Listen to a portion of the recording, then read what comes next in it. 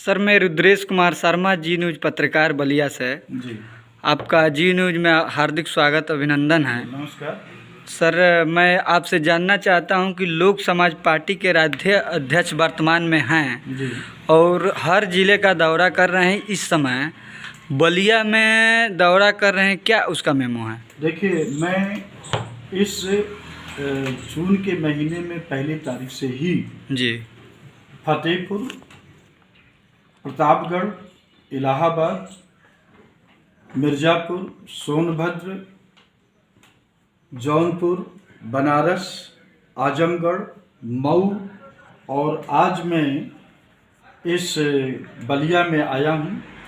कल देवरिया, उसके बाद में कुशीनगर, फिर गोरखपुर, फिर मिर्ज़ापुर में जाना है 27 को, 28 को संत कबीर नगर, 29-30 को सिद्धार्थनगर और उसके बाद में 1 जुलाई को हम दिल्ली वापस जाएंगे।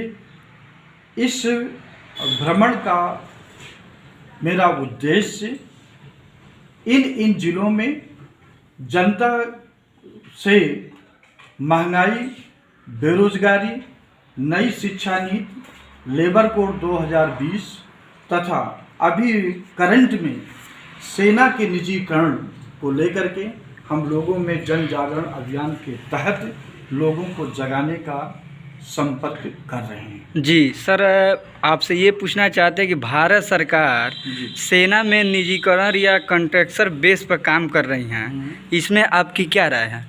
देखिए, भारत सरकार के चलाने वाले लोग और उसमें जो नौकरशाही है वो संविधान के मानने वाले लोग नहीं हैं। वे गैर बराबरी को देश में स्थापित करना चाहते हैं और 1947 से लेकर के अब तक, चाहे कांग्रेस में केंद्र सरकार की रही हो, चाहे साझा मोर्चा की सरकार रही हो, चाहे जनता पार्टी की सरकार रही हो, चाहे अटल जी की सरकार रही हो, फिर मनमोहन और अब मोदी की सरकार है, इन सभी की नियत देश में गैर बराबरी के लाने के लिए संविधान के विरुद्ध काम कर रहे हैं। ये जान रहे हैं कि सेना में जो निचले स्तर तक का जो पद होता है सिपाही, वो उसको जीडी कहते हैं, उसमें सबसे ज़्यादा करीब 80-85% ओबीसी, दलित, आदिवासी के लोग होते हैं। उनको पता चल गया है कि सेना का बहुत बड़ा हिस्सा दलित ओबीसी आदिवासी का आर्थिक स्थिति स्ट्रांग कर रहा, मजबूत कर रहा है। इसलिए उनकी हालात मजबूत ना हो, इसलिए सेना को अब निजीकरण कॉन्ट्रैक्ट बेसिस पर लाए हैं, जिनमें उनका उद्देश्य ये है कि जो खास करके दलित ओबीसी के लोग होंगे उनको 75% छांट देंगे और जो बाकी सवर्ण के लोग हैं, हालांकि उसमें वो लोग जाते नहीं हैं, लेकिन फिर भी 15-20% हैं, उन्हीं को वो आगे कंटिन्यू 15-20 साल करते रहेंगे। इसके माध्यम से सवर्ण के जो लोग उसमें सेना में जाएंगे उनकी हालात मजबूत हो जाएगी और जो छट जाएंगे वो बेरोजगार हो जाएंगे, उनकी हालात कमज़ोर हो जाएगी। सर, ये अग्निपथ को, अग्निवीर जो चल रहा है, सरकार की योजना बता रही हैं, इससे भारत सरकार बता रही हैं कि युवाओं को लाभ मिल रहा है, इसमें आपकी क्या राय है? देखिए, भारत सरकार चाहे वो जीएसटी का मामला हो, नोटबंदी का मामला हो, उज्ज्वला गैस का मामला हो या अन्य गांव को गोद का लेने का मामला हो, जो भी उन्होंने स्कीम कहा उसका वो वास्तविकता को छिपाते हुए उससे दूसरा पहलू पर वो प्रचार करते रहे, जिससे जनता का दिलो दिमाग बदल जाए। जहाँ पर सदियों से, जब से इस सेना का निर्माण हुआ है, सेना सैनिक शब्द का चयन होता था, अग्निवीर कैसा, कौन सा अग्निवीर, कहाँ अग्नि में वो कूद करके उतरेंगे? ये सिर्फ भाजपा के लोग, खास करके नरेंद्र मोदी का नेतृत्व सिर्फ नामकरण, नाम रखने में माहिर है, काम रखने में माहिर नहीं है। ये लोगों को गुमराह कर रहे हैं कि ये युवा सेना हो जाएगी। मैं उनसे पूछना चाहता हूँ, जो लोग कह रहे हैं कि सेना युवा हो जाएगी, 24 साल के बाद में क्या 25 साल का जो सैनिक होगा, क्या वो वृद्ध हो जाएगा, ओल्ड हो जाएगा? क्या अगर वो ओल्ड हो जाएगा तो क्या भारत सरकार जो अन्य लोगों को वृद्धा पेंशन मिलता है, तो क्या इनको भी वृद्धा पेंशन के अंतर्गत लाएगी? और अगर ऐसी बात है तो भारत सरकार के अंतर्गत एमपी लोग हैं, राज्य में एमएलए लोग हैं, इनका कार्यकाल 5 साल क्यों रखा गया? उनको 4 साल क्यों नहीं कर दिया जाता है? दूसरी बात, ये लोग एमपी हो जाएंगे तो और एमएलए हो जाएंगे तो, कारपोरेटर हो जाएंगे तो, जितनी बार एमपी एमएलए होंगे उतने ही संख्या में इनका पेंशन बढ़ता जाता है। और एक देश का नौजवान जो सेना में शहीद होने के लिए जाएगा, उसको पेंशन ना मिले, ये बड़ा ही बहुत ही सामंतवादी सोच का मार्ग है। लोक समाज पार्टी भारत सरकार के इस कदम का विरोध करती है और अपील करती है कि इनको वापस लिया जाए। अच्छा सर, एक और क्वेश्चन पूछेंगे जी। रक्षा के तीनों प्रमुखों को क्या भारत सरकार बचाव करना चाहती है या क्या करना चाहती है, इसमें आपकी क्या राय है?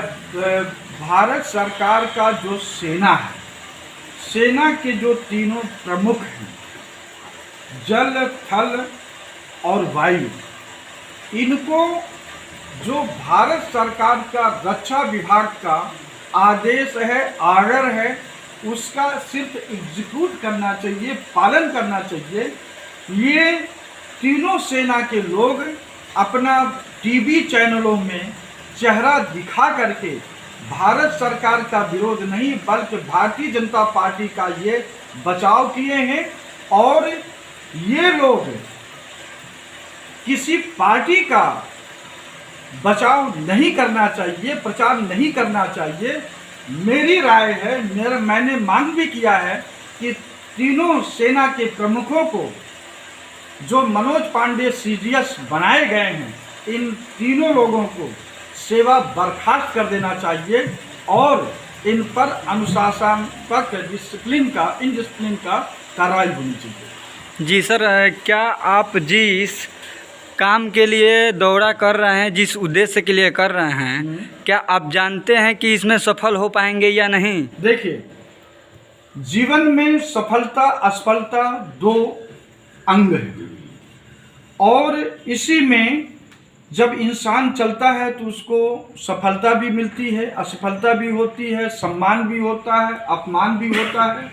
जो व्यक्ति देश के लिए कुछ करना चाहता है उसका यह धर्म है, कर्तव्य है कि जो समय समय पर मान हो, सम्मान हो, अपमान हो, सफलता असफलता हो, उसको प्रकृति कह लीजिए, ईश्वर कह लीजिए या अल्लाह मियाँ कह लीजिए, उसका प्रसाद समझ करके ग्रहण करके चलते रहना चाहिए। अपना काम है कर्म करना, सफलता प्रकृति ईश्वर का काम है, जो वो देंगे मंजूर होगा। और हम जो है इस जन जागरण के माध्यम से लोक समाज पार्टी के द्वारा जो वर्तमान में भारत सरकार संविधान के खिलाफ सामंतवादी और जातिवादी व्यवस्था हाई कोर्ट में, सुप्रीम कोर्ट में, देश के विश्वविद्यालयों में, रक्षा में और देश के जितने बड़े बड़े पद हैं सब में यह जातिवादी व्यवस्था के तहत लोगों को, अपने लोगों को रख रही है और बहुत बड़ी आबादी को बाहर कर रही है। लोक समाज पार्टी जनता के बीच में जा करके यही समझा रही है कि भारत सरकार को चलाने वाले यानी भारतीय जनता पार्टी और उसकी पेरेंट संस्था आरएसएस, यह संविधान विरोधी है, देश में गैर बराबरी चाहते हैं, देश में समानता नहीं चाहते हैं, ये नहीं चाहते हैं कि देश विकसित राष्ट्र बने। मोहन भागवत जैसे लोग सिर्फ विश्व गुरु की माला जपते हैं और जपवाते रहते हैं। विश्व गुरु से काम नहीं चलेगा। देश को विकसित राष्ट्र बनाना होगा। देश को विकसित राष्ट्र बनाने के लिए सबसे पहले देश के जो जितने नागरिक हैं, जो काम करने वाले हैं, उनकी जीडीपी बढ़ानी पड़ेगी। जीडीपी तभी बढ़ेगी जब लोगों को रोजगार रहे, काम रहे, उनका उद्योग धंधा रहे, तब जाकर के जीडीपी बढ़ेगी। और उसके साथ सभी को एक समान शिक्षा हो, सभी को एक समान अस्पताल हो और सभी को परिवहन व्यवस्था ठीक ठाक हो, न कि एक लाट साहब की तरह DM, SDM, SP, DCP, governor, MP, MLA ये लाट साहब की तरह हैं, बड़े बड़े राजा महाराजाओं की तरह जीवन व्यतीत करें और बाकी देश की जनता 2 वक्त के खाने के लिए मजबूर रहे। यह शासन बर्दाश्त नहीं होगा। इसी को खत्म करने के लिए मैं गौरीशंकर शर्मा लोक समाज पार्टी के माध्यम से देश में इस लोक समाज पार्टी को स्थापित करने के लिए और आगामी 2024 में एक संविधान सम्मत सरकार बनाने के लिए नरेंद्र मोदी जैसे लोगों को सत्ता से बाहर करने के लिए मैंने संकल्प लिया। थैंक यू सर, हमारे जी न्यूज़ में आपका धन्यवाद।